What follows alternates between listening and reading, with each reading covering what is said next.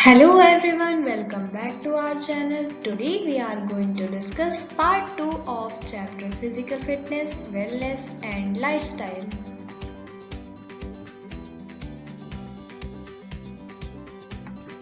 Today we will be studying about the components of physical fitness and wellness.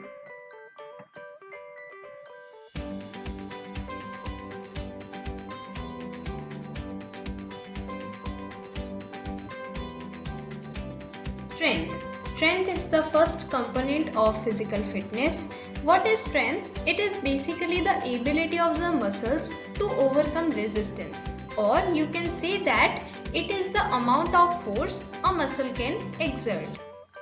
The strength is measured in pounds or dynes. Now we can divide strength into two parts. First is dynamic strength and second is static strength. First of all, let us discuss about the dynamic strength. Dynamic strength is also known as isotonic strength because it is related to the movements. Movements are clearly visible when someone uses dynamic strength.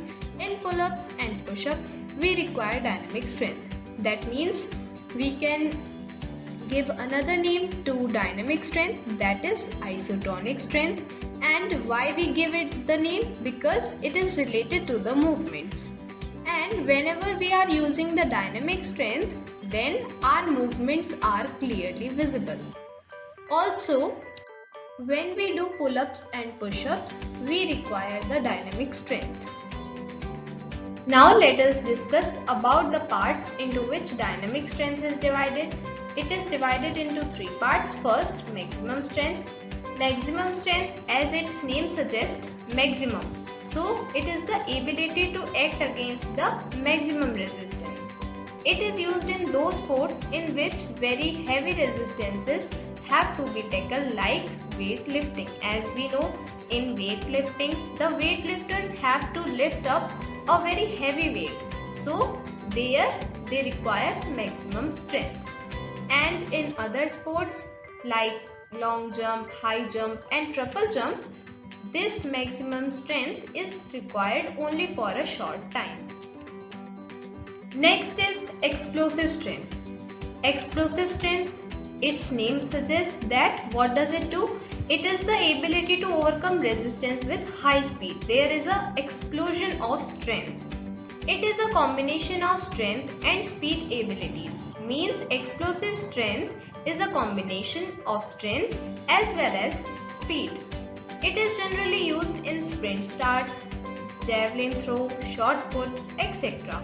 And in small amount, it is also used in endurance events.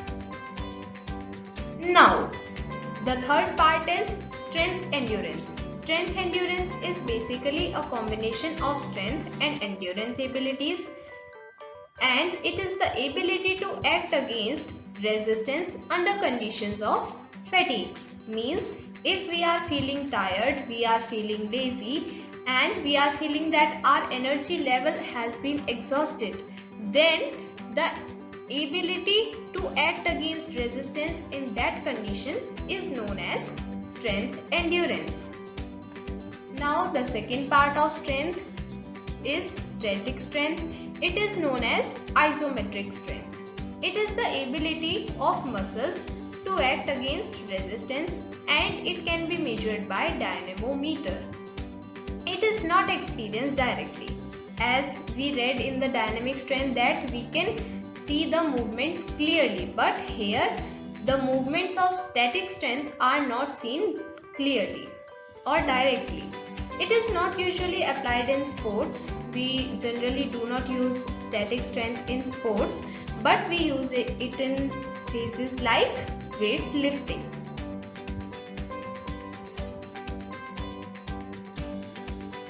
Now, next component of physical fitness is speed. What is speed? Speed is the ability or capacity of an individual to perform a movement of the same pattern at a faster rate. Means speed is how fast we can do a work. So we can define speed as the ability to move the body as fast as possible, especially in running. We know that while we run, if we have to win the race, we have to run fast. That means our running speed should be fast. Different sports skills require different types of fast movements and quick reaction. It is not necessary that every sport needs fast speed. It depends or varies from sport to sport. Speed depends on the type of muscles fiber, which are of two types. There are two types of muscle fibers and speed depends on these. First is fast twitch fibers. These are able to contract rapidly and produce maximum force and fatigue quickly. Means fast speed is given by fast twitch fibers. How? Actually, they contract rapidly and the body produces the maximum force and fatigue quickly. Slow twitch fibers contract slowly and produces less force and fatigue slowly.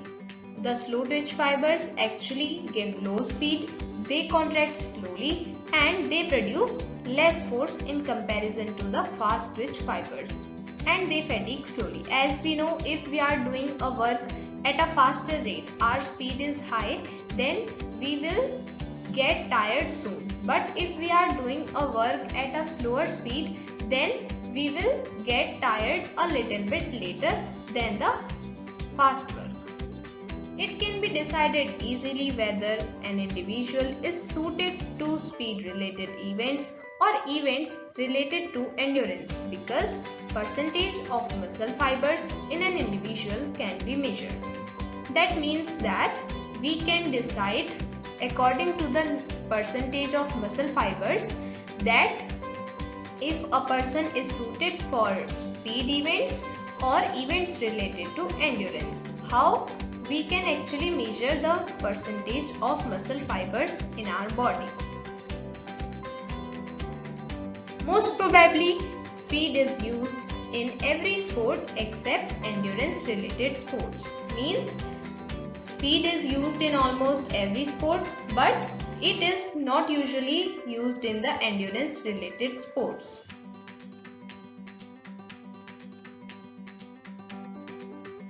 Now next is endurance. Endurance is the ability to sustain an activity. Means endurance is basically the ability of for how long we can do a work. Harry defines endurance as the ability to resist fatigue. Means for how long we can do a work without getting tired or feeling lazy. Usually endurance is measured by the number of repetitions, that means the number of times we can do a specific work. In all sports, endurance is of high importance, directly or indirectly. Means it does not matter that we use it directly or we use it indirectly, but yes, we use it in all sports and it is of high importance in all sports. It is needed not only in sports but also for a common individual in daily life. We do many work which we have to do for long time, so we also need endurance in our daily life. Endurance can be increased by continuous training method, interval training method and repetition method. These are the three methods by which we can increase our endurance, means the capability to do a work for a long time. Now, let us discuss about the two types of endurance. First is short-term endurance. As its name suggests, it is only needed for a short duration. And in this period, it is intense. Means the short-term endurance is intense and we need it in the games like hockey, football, wrestling, etc. And we need it only for the short time. Next is long-term endurance. As its name suggests, it is needed for long duration, and when it is needed for long time, so it is less intense. Whereas if it is for short time, then it is more intense. Now, example of long-term endurance is in long distance races, road cycling, cross country races, etc. We need long term endurance in these sports.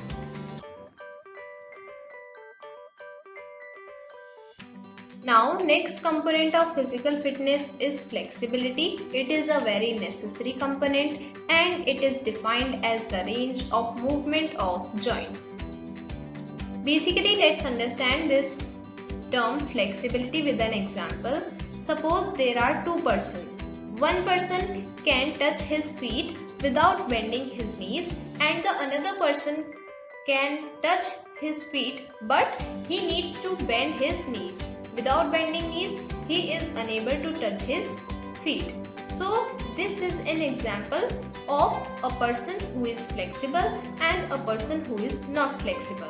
A flexible person can perform his or her work easily. Such person tends to have a good personality. That means if we are having flexibility, then we can perform our work easily and we also tend to have a good personality too. Flexibility is not only significant factor in sports but also significant in daily life. Means as other factors as other components, flexibility is also not only needed in sports but also in our daily life. It depends on the structure of the surrounding tendons, ligaments and muscle tissues. Means the tendons, ligaments and muscle tissues around the joints, the flexibility depends upon the structure of these. It is related to genetic factors as well as physical activity programs. We cannot say that flexibility only depends upon the genetic factors, or we cannot even say that flexibility only depends upon physical activities. This flexibility actually depends on both genetic factors as well as physical activities. Maintaining flexibility prevents muscular injuries, back problems and helps in learning various skills easily such as backstroke in swimming. Means if we are maintaining our flexibility, if we are flexible, then we can prevent muscular injuries, we will not have back problem and this will help in learning various skills easily such as backstroke in swimming. We see that many swimmers, they have backstroke in swimming. That is because they are having flexibility. If they are not flexible, then they cannot perform backstroke in swimming. Flexibility is of two types. First is passive flexibility and second is active flexibility. What is passive flexibility? It is the ability to carry out movements to greater distance with external help. That means with the help of someone else or with the help of some instrument, if we are able to carry out movements for a longer distance, then we are using passive flexibility. It is the foundation for active flexibility and is always more than active flexibility. That means we have passive flexibility more than the active flexibility and passive flexibility is its foundation. Now, active flexibility. It is the ability to carry out movement to a longer distance without any external help. Here in passive flexibility, we use external help, but in active flexibility, we can carry out movements without any external help. It can be further divided into two parts, means we can divide active flexibility into two parts. First is static flexibility and second is dynamic flexibility. Static flexibility is usually required by a sports person when he remains in a static position, mean in a rest position. If a sports person is in rest position, then he or she needs static flexibility. Dynamic flexibility, it is needed for carrying out movements to a greater distance when a person is in motion. If we are in motion and we have flexibility, then we are having dynamic flexibility, and if we are in rest, then we are having static flexibility. Now, how can we achieve flexibility? Through stretching exercise, and before stretching exercise, we should do gentle jogging or slow running.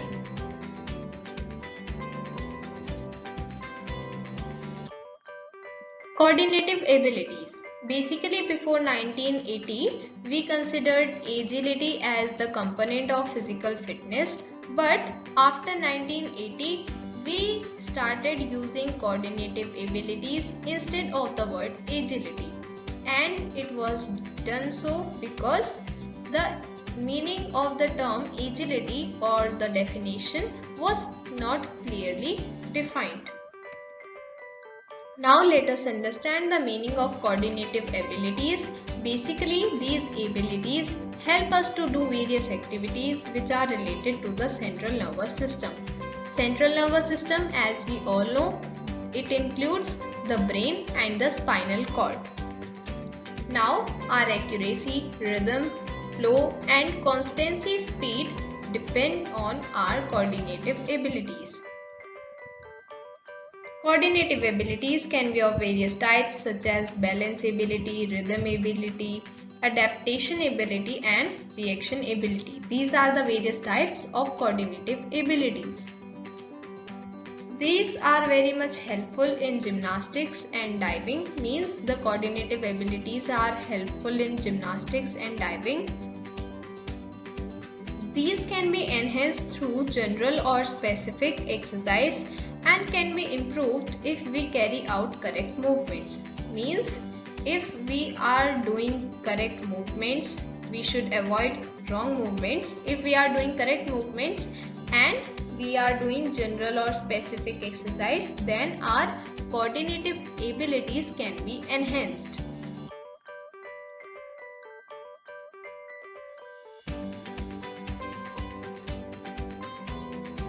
Now, let us talk about various components of wellness in detail.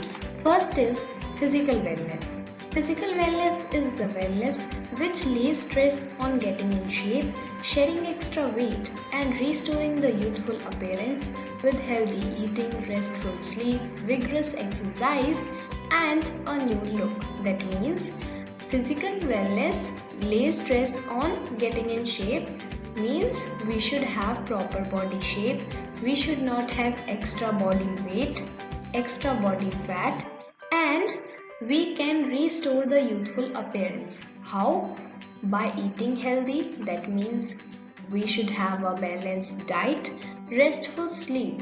We should sleep for the right time, for the right duration, vigorous exercise, as exercise are important for keeping us physically fit, and a new look. These all give us a new look. For attaining physical wellness, an individual should do various physical activities, participate in games and sports, and should spend some time for breathing in fresh air. That means if we have to attain physical wellness, then we should do various physical activities like running, jogging, swimming, etc. And we should also participate in various games and sports. Also, we should spend some time in the fresh air too.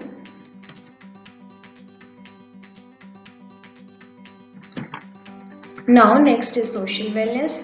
It lays stress on improving social and communication skills. That means the skills of how we interact with others in our social environment.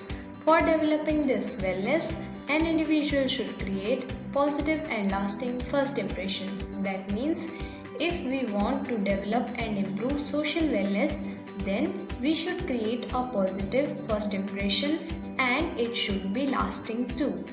If we want to develop social wellness, then we should be extraordinary, we should earn respect, try to speak in public, we should not be shy, make others feel important and pay usual visits to neighbors and friends. That means we should be social to everyone. Now, next is emotional wellness.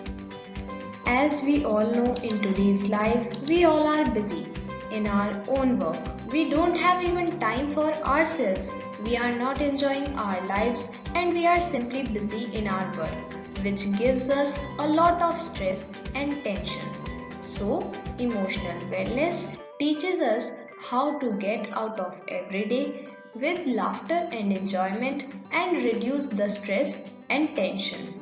For improving emotional wellness, we should avoid overload. That means we should not be overloaded by a number of things and we should keep ourselves busy in recreational activities. We should keep ourselves busy in various activities which are recreational.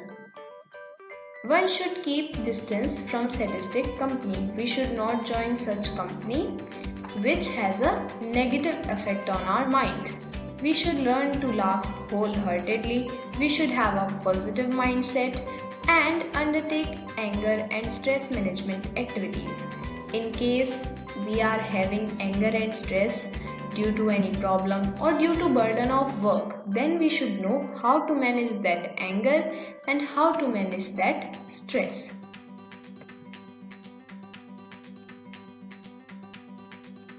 Now, next is spiritual wellness. Spiritual wellness. It lays stress on spiritual renewal and inner peace. For improving it, one should be true to himself, herself, build character and virtues. Basically, spiritual wellness promotes us to have a pure spirit and have inner peace. For improving this wellness, we should be true to ourselves. We should never lie to ourselves and we should build character and virtues. We should know what is wrong and what is right. One should do meditation and perform prayers. As we know, meditation is one of the major things that increases our focusing power, and we should perform prayers as prayers create a positive environment. One should respect different religions. We should be respectful towards other religions as well as our own religions too.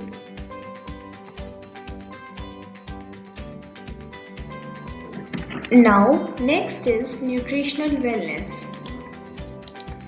Nutritional wellness emphasizes on achieving maximum energy levels by taking a balanced and healthy diet. That means we should take a balanced and healthy diet which is full of nutrients that are needed by our body, and by this we can maximize our energy levels. And if we have maximum energy level, then we can give our best output. For improving it, one should reduce fats in the diet and eat raw fruits and vegetables. That means if we have to improve nutritional wellness, so we should make some changes in our nutrition. And what are those changes? Those changes are that we should reduce fats in the diet and we should eat raw fruits and vegetables, because fruits and vegetables provide us nutrition and vitamins. One should avoid fried junk and fast food, because as we know that junk and fast food is not good for our health. One should also drink plenty of sugar-free liquids. Sugar is not good for our health, so we should drink plenty of sugar-free liquids, the liquids which are sugar-free. Financial wellness. As we all know, financial wellness is related to finance and money. So, for improving financial wellness, one should set money management goals. First of all, we should know how to manage the money. We should set up goals for money management. Spend less money. We should not spend money on the things which are useless. We should spend less money, and that too on the important and necessary things. Get out of debt. Sometimes we spend so much money that We are trapped in the debt, but we should get out of debt to be financially well. Set up saving plans.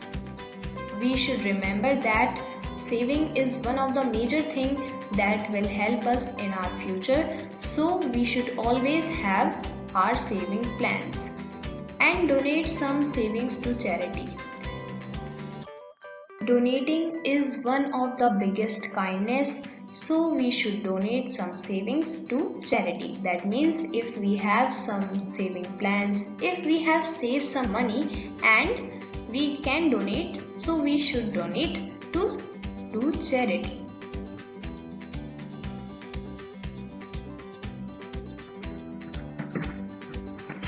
Now, next is intellectual wellness. Intellectual wellness is the ability to make sound decisions and think critically. That means how deeply we can think about a topic. It is included in the intellectual wellness.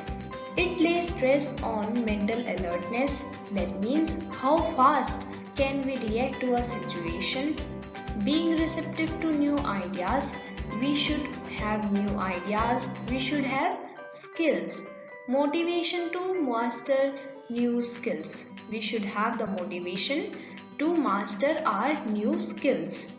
Creativity and curiosity. It also lays stress on striving for personal growth and willingness to seek out and use new information in an effective manner for personal and social development. We should strive for personal growth, we should be self-confident, and we should be having willingness. We should be eager to seek out new information, to learn and use new information in an effective manner for our development as well as social development. Now, for improving intellectual wellness, we should try to expand knowledge and improve skills. We should expand our level of knowledge and we should improve our skills too. We should try to have updated knowledge on current affairs. We should always remain updated about the current affairs.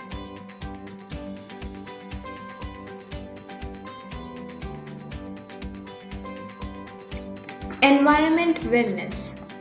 Basically, environment wellness is an awareness of the condition of the earth and the effects of our habits on physical environment. We do a lot of activities which affect the environment in one or another way.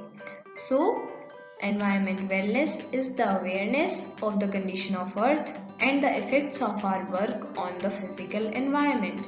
It lays stress on minimizing harm to the environment. That means we should minimize the harm that we do to the environment. For improving it, we should try to reduce the levels of pollution.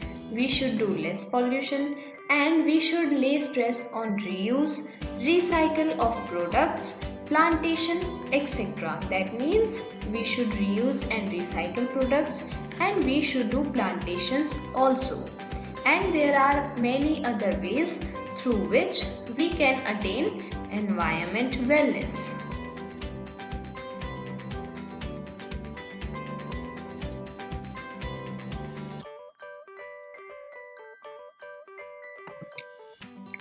That's all for today. Hope you enjoyed the video. Thanks for watching. Bye bye.